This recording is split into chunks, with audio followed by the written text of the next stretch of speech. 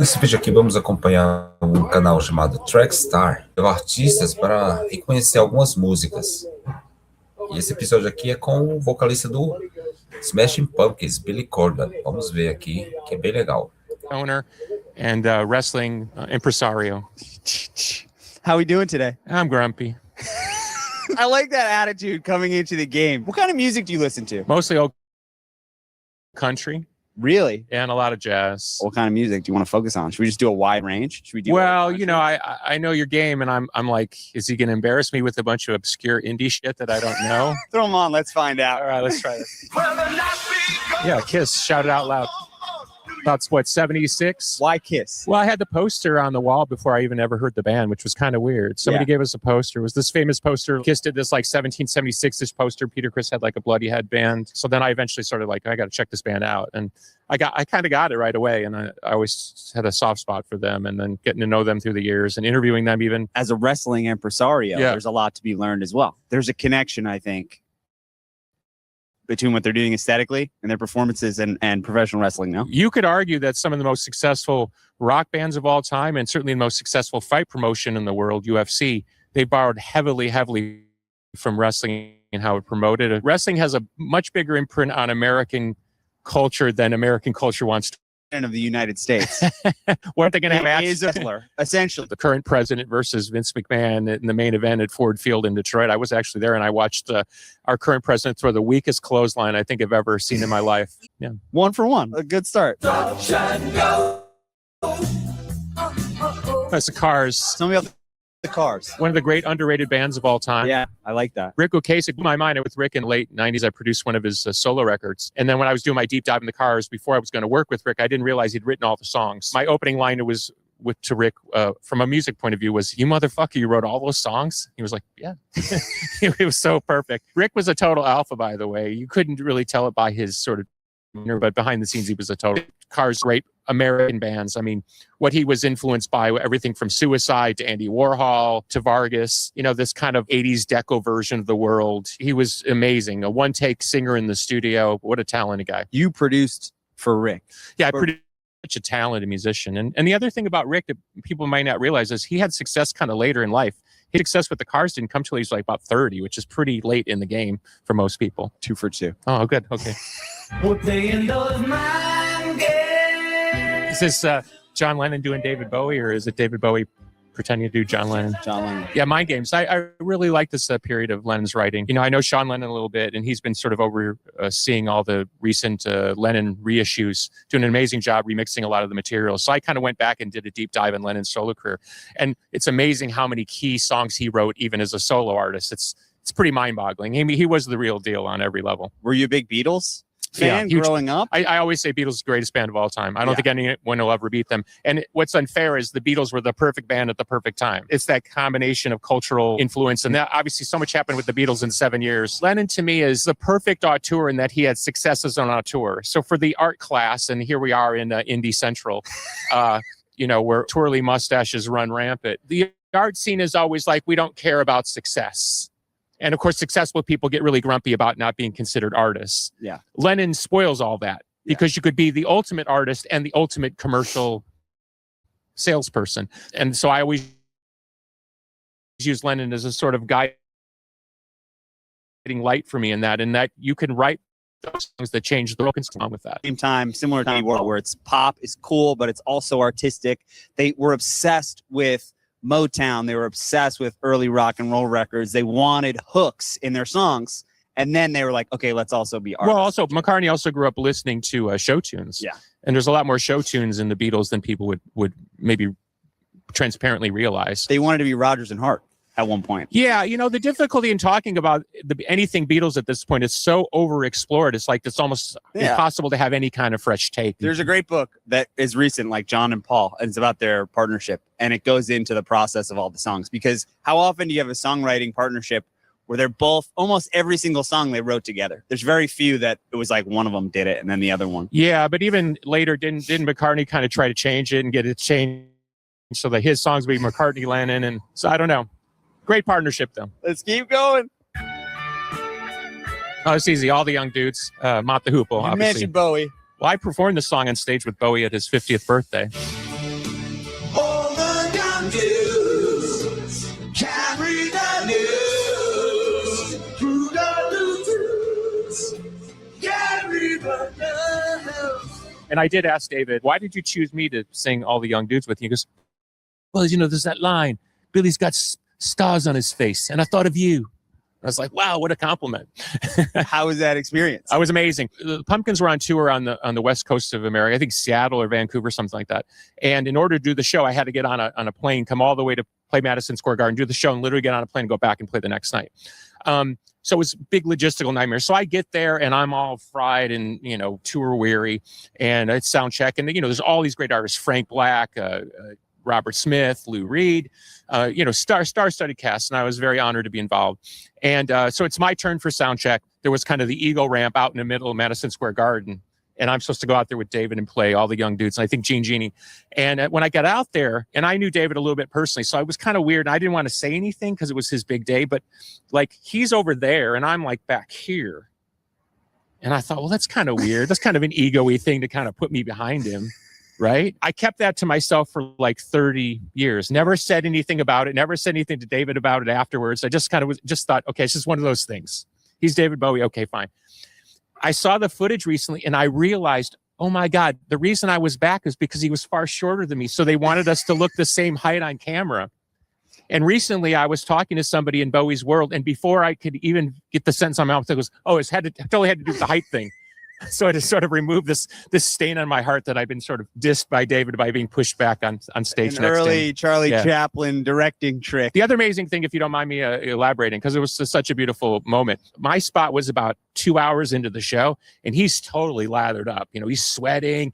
And then we get to the song. He's like, oh, the young dude. He's doing the full, like, now I'm getting full David Bowie. Like, just blew me out of the water. Amazing. Living in the limelight. Rush. Come on. Tell me about Rush. What can I say about Rush? One of the greatest bands of all time. Happy to see they're going to go out and play again. I think it's really cool. Obviously, been through a loss with their bandmate, but I think it's perfect that they're finally going to go back out and play. There's so much love for them. I can't even imagine the emotion that's going to be in the room when they start playing again. It's one of the great bands of all time. And, you know, I'm a bit of a hipster killer in my other life when I'm not talking to you. And Rush is the ultimate hipster killer band. Yeah. Why? The hipsters hated them. They're such a fans band. They never were on the cover of Rolling Stone. They never got any of that love anywhere, especially in this town. And here they are all these years later. I mean, every rock star pretty much in the world name checks that band. So what does that tell you? Is it like a technical? No, there's so much. thing No, that- there's so much heart in Rush. Yeah. I think for those of us who grew up in the 70s and 80s, Neil, his lyrics particularly gave voice to what it felt like to be a latchkey kid growing up in suburbia. That sense of alienation. We didn't have the sense of unity that the baby boomers had. They'd already had Woodstock and the Beatles, and what did we get? You know what I mean? We got disco and all this shit. So Rush kind of bonded us together over something that was, yes, it was nerdy and a bit Tolkien, but it also very much of the heart. If you're a Rush fan, you know that band is all heart. The people who aren't fans, they get lost in the technical part. But that's just like the male way of giving a hug. You know, it's like we're gonna riff together. We won't hug, but we'll just riff together. You know, that's Rush. I like that. Thank you. Stand by your man. I want to throw an old country one in there. Is that Tammy Wynette? Yeah. Billy Sherrill, who just recently passed away. I think great producer, amazing. I love that. I know it's called kind of countrypolitan or whatever, but I love that era of Nashville. Why? Well, because Nashville was a self-enclosed culture for many, many years and ignored once Parei aqui pra falar que o cara manja muito. again by New York. Yeah.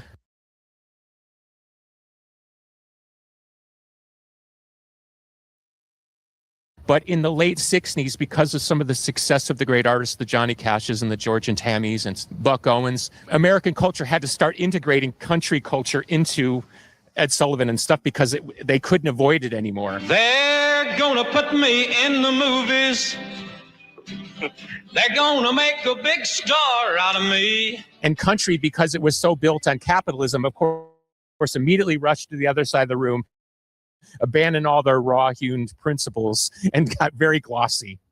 And so there's a lot of people that sort of feel that was the betrayal of country, and it didn't really kind of come back until Waylon and them kind of brought back the rebel country, or whatever you want to call that movement. But I love polished country. especially from this period. They're just beautiful sounding. And by the way, don't forget, like when we're listening to stuff like that, that's live. Yeah. Those songs are made in like under an hour. They go in, they do give the guys the charts, they cook it up, and they get on the mic and they sing 1 or 2 takes, and that's it. They're done. So you're listening to like polished art out the door. I've been waiting for a guy to come and take me. Joy Division? Yeah. There's a nice range of songs. These sensations make me feel. So I've argued for a good 20 years that probably outside of the Beatles, Joy Division is the most influential rock band of the 20th century. I think it speaks for itself. That's it. They sort of crystallized post-punk in a way that few bands ever did, and they became the template for so many bands that have followed. I want to dig in a little bit more. Okay. So this album comes out in like 1979. It sounds like something a little bit more futuristic. Well, it's pop music not made for a pop market, and that's why people are still listening. But where does that music go? I mean, they had, what, one big song maybe? Which is Love Will Tear Us Apart. Love will tear us apart again. Yeah, I just think it was one of the greatest bands of all time. And it's such an easy case for me to make. I don't know how to make it. I don't know, like, you know what I'm saying? I should have more robust arguments. What are the types of bands where that influence is really felt? Important bands like the Beatles and Velvet Underground and Joy Division, they create a template by which other bands can create their own music. And they're basically ripping those bands off in an unskilled way, but you don't actually necessarily hear the influence. There's 400 Joy Division bands, but you wouldn't necessarily hear it because even if they're trying to imitate Joy Division, they kind of really can't.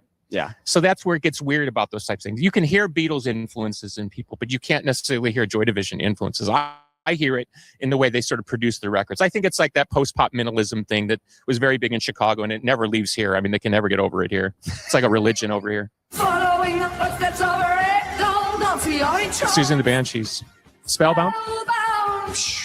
So good. One of the most underrated bands of all time. Yeah. Huge influence on my music. Budgie's probably the greatest alternative drummer that's ever come down the line. And that's saying something. There's been a lot of great alternative drummers, but I think he's the greatest. Susie's one-of-a-kind voice, really unique music, and very distinct periods in their music, Yeah, and they always do had lots of different success. stuff, right? Yeah. But again, very, very underrated in the American culture, which is strange to me. Not with the alt crowd, but like much bigger, I think, in European circles, although they ultimately came and had a lot of success in America because of MTV.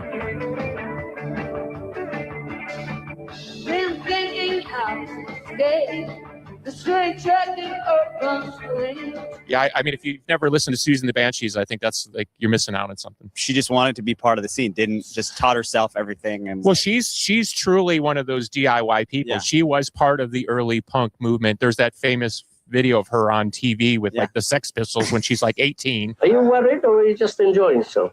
Enjoy myself. Are you? Yeah. That's what I thought you were doing. Always wanted to meet you. We'll meet afterwards, shall we? You dirty bastard. You know, she was part of that OG crowd, and yet she didn't follow that musical idiom like a lot of people did to try to basically milk the Sex Pistols' success in England. I mean, she created totally a wholly distinct part of music, and even had a lot of influence on the Cure's later musical direction, which kind of gets lost in the translation because Robert was in the band for a while, and no, it's a great band.